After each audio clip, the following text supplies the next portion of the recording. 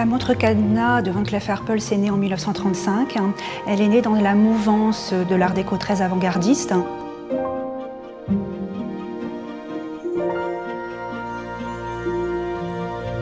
Dès le début des années 1930, chez Van Cleef & Arpels, la mode était au cubisme, donc des bijoux absolument incroyables, faits de courbes, de contre-courbes, de lignes droites, des bijoux très architecturés, très modernistes.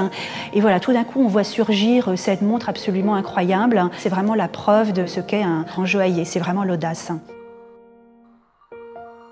La tradition orale de la maison Van Cleef & Arpels veut que la montre cadenas ait été inspirée par la duchesse de Windsor. Donc c'est un achat de 1936, cadeau du roi Édouard VIII à la duchesse de Windsor.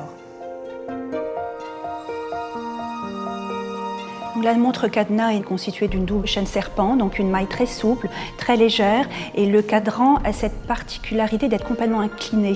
Donc ce qui permettait uniquement à la personne qui portait cette montre de lire l'heure. Donc l'heure était lue en catimini ou à la dérobée, comme d'ailleurs une publicité de 1936 le formule expressément.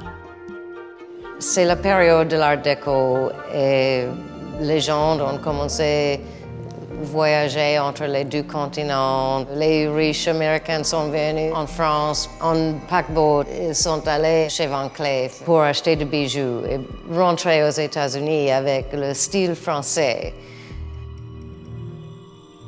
Je pense que ce montre s'adresse à les femmes de caractère parce que c'est une montre assez forte et donc les femmes audacieuses ont beaucoup d'affinité pour ce design.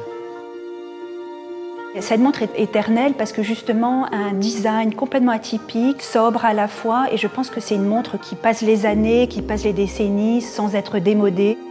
Elle a été appréciée des femmes dans les années 30, elle est aujourd'hui appréciée des femmes dans les années 2000, donc il n'y a aucune raison pour qu'elle ne soit pas dans 50 ans. Dans 100 ans, je dirais c'est le propre d'une montre totalement iconique comme l'est la montre cadenas.